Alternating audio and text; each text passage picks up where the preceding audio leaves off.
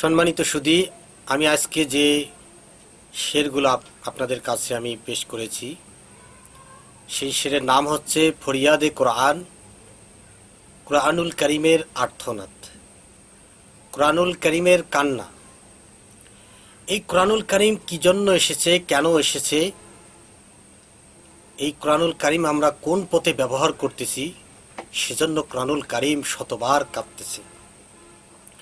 এই কোরআনুল করিম আমরা তাকের মধ্যে রেখে দেই, এই কোরআনুল করিম আমরা চোখের মধ্যে লাগাই, এই কোরআনুল করিম আমরা কি করি, তাবিজের জন্য আমরা ব্যবহার করি, আর সেই তাবিজের ধৌত করা পানি আমরা পান করি। কোরআনুল করিম কি এর জন্য এসেছে? কোরআনুল করিমকে আমরা সুন্দর সবুজ অর্থাৎ রেশমি বিভিন্ন প্রকারের কাপড় দিয়ে তারার মতো, চন্দ্রের মতো বিভিন্নভাবে কোরআনুল করিমের গিলাপটাকে আমরা ব্যবহার করি। সেই গিলাপের মধ্যে আতর ব্যবহার করি, সেটাকে আমরা এভাবে বাঁধি, তারার মতো করে বেঁধে রাখি। আবার সেই কোরআনুল করিমের জুজদানের মধ্যে, গিলাফের মধ্যে আমরা আতর কি করি, মাখি। আতর মাখার পরে সেই আতরের মধ্যে কোরআনুল করিমকে রেখে দিয়ে সেটা আমরা সুগন্ধির মধ্যে রেখে আমরা বেঁধে রাখি। কোরআনুল করিম কি তার জন্য এসেছে? এই কোরআনুল করিম এরপর আমরা কি করি, এই কোরআনুল করিম আমরা তোতা পাখিকে, ময়না পাখিকে যেরকম মানুষ কথা শিখায়, সেরকমভাবে আমরা ছোট ছোট বাচ্চাদেরকে একটু ময়না পাখির মতো শিখাচ্ছি, অথবা অন্য কোনো মানুষ ময়না পাখির মতো একটু করে একটু করে মুখস্থ করেছে, তার জন্যই কি কোরআনুল করিম এসেছে? এরপর কোরআনুল করিম এটাকে আমরা ব্যবহার করি কিসের জন্য? এই কোরআনুল করিমকে কসমের জন্য ব্যবহার করি। কোরআনুল করিমের কসম, এটার জন্য আমরা কোরআনুল করিমকে বারবার আমরা কি করি, এই কসমের জন্য ব্যবহার করি। কোরআনুল করিম কি সেজন্য এসেছে? এরপর যখন মানুষ মারা যায়, মানুষ মারা যাওয়ার পর মানুষের লাশের পাশে আমরা কি করি, সেই সময় কোরআনুল করিমকে বের করে আমরা পড়ি। কোরআনুল করিম কি সেজন্য এসেছে?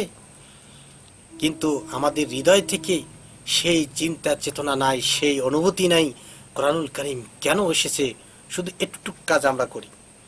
এরপর এই কোরআনুল করিমকে বিভিন্ন মাহফিলের মধ্যে মানুষের লৌকিকতার জন্য দেখানোর জন্য শুধু সামান্য তেলাওয়াত করা হয়, সুন্দরভাবে তেলাওয়াত করা হয়, উদ্দেশ্য থাকে ভিন্ন।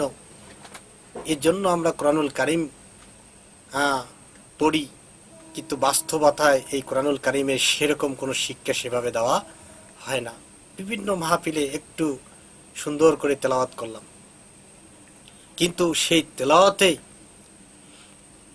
আমাদের চিন্তা চেতনা একেবারেই কোরআনুল করিমের সেই তেলাওয়াত বা তার অর্থ, তার ভাবার্থ দিয়ে আমাদের হৃদয়কে শীতল করা যায় না, শীতল হয় না। এরপর এই কোরআনুল করিম আমরা সেই মাহফিলের মধ্যে তেলাওয়াত করি, কিন্তু সওয়াবের চাইতে সেখানে দেখা যায় যে গুনাহ বেশি হয়ে যায়। কোরআনুল করিমের তেলাওয়াতের যে নিয়ম নীতি রয়েছে, কোরআনুল করিম তেলাওয়াত করলে মানুষ নিস্তব্ধভাবে শুনবে, কোরআনুল করিমের তেলাওয়াত এবং শোনার যে সে আদবগুলো কিন্তু যথার্থভাবে পালন হয় না। এজন্য কোরআনুল করিম বলতেছে, আমি বারবার কাঁদতেছি, বারবার বলতেছি, আমি শতবার কাঁদতেছি। সম্মানিত সুধী, কোরআনুল করিম শুধু এগুলো করলে সওয়াব পাওয়া যাবে। আমি উপরে যাহা কিছু বলেছি এগুলো যদি পড়ে কেউ সওয়াব পাবে, কিন্তু কোরআনুল করিম কি শুধু এর জন্যই এসেছে? এই কোরআনুল করিম এসেছে কোরআনুল করিমের হুকুম আহকামগুলো, বিধিবিধানগুলো বাস্তবায়ন করার জন্য। আল্লাহর বিধান এই জমিনের মধ্যে বাস্তবায়ন করার জন্য এই কোরআনুল করিম এসেছে। হালাল হারাম থেকে নিয়ে মোটামুটি মানুষের জীবনের দৈনন্দিন যে ব্যবস্থাপনা রয়েছে, জীবনকে অতিবাহিত করার, তার দিক নির্দেশনা হচ্ছেন এই কোরআনুল করিম। এই কোরআনুল করিমকে বাস্তবে প্রতিষ্ঠিত করতে হবে।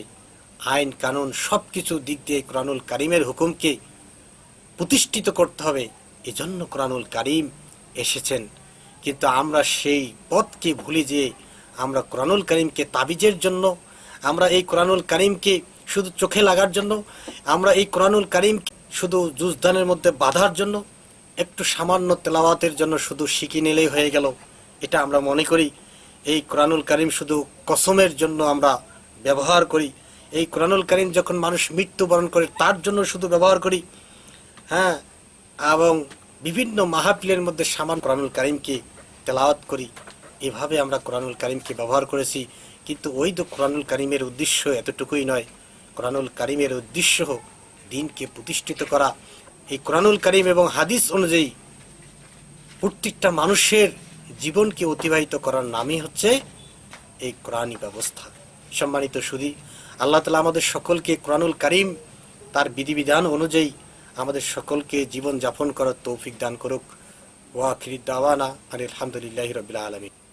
ताक़ों में सजाया जाता हूँ, आँखों में लगाया जाता हूँ, ताक़ों में सजाया जाता हूँ, आँखों में लगाया जाता हूँ, ताबीज़ बनाया जाता हूँ, धूप धूके पिलाया जाता हूँ, तावीज़ बनाया जाता हूँ, धूके पिलाया जाता हूँ, जुज़्बेदाहरीरू रोशम के फूल सितारे चांदी के, ताक़ों में सजाया जाता हूँ, आँखों में लगाया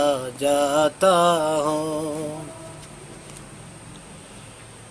फिर अतर की बारिश होती है, खुशबू में बिसाया जाता हूँ।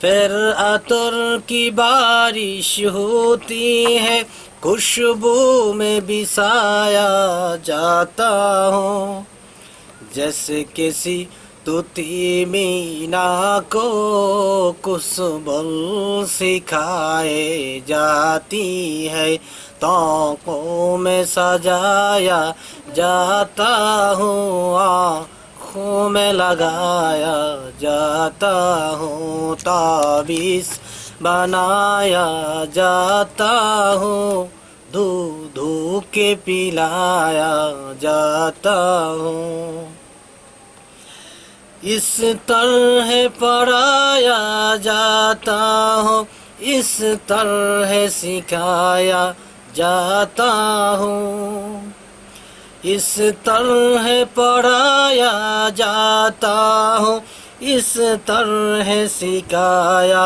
जाता हूँ, जब कौल कसम लेने के लिए तकरार की नौबत आती है, ताक़ों में सजाया जाता हूँ, आँखों में लगाया जाता हूँ, ताबीज़ बनाया जाता हूँ, धूके पिलाया जाता हूँ। फिर मेरी ज़रूरत पड़ती है, हाथों पे उठाया जाता हूँ। फिर मेरी ज़रूरत पड़ती है, हाथों पे उठाया जाता हूँ, दिल सोज से खाली रहते हैं, आँखी है कि नम होती नहीं, ताक़ों में सजाया जाता हूँ, आँखों में लगाया जाता हूँ, ताबीज़ बनाया जाता हूँ, धूके पिलाया जाता हूँ। कहने को मैं एक जलसे में पढ़ के सुनाया जाता हूँ, कहने को मैं एक जलसे में पढ़ के सुनाया जाता हूँ, नेकी पे बदी का गलबा है, सच्चाई से बढ़कर धोखा है। ताकों में सजाया जाता हूँ, आँखों में लगाया जाता हूँ, तावीज़ बनाया जाता हूँ, धो धो के पिलाया जाता हूँ। एक बार सुनाया जाता हूँ, 100 बार रुलाया जाता हूँ। एक बार सुनाया जाता हूँ, 100 बार रुलाया जाता हूँ। ये मेरी अकीदत के वादे कानून पे राजी गैरों के, ताकों में सजाया जाता हूँ, आँखों में लगाया जाता हूँ, ताबीज़ बनाया जाता हूँ, धो धो के पिलाया जाता हूँ। यूं भी मुझे रसवा करते हैं, ऐसे भी सिताया जाता हूँ।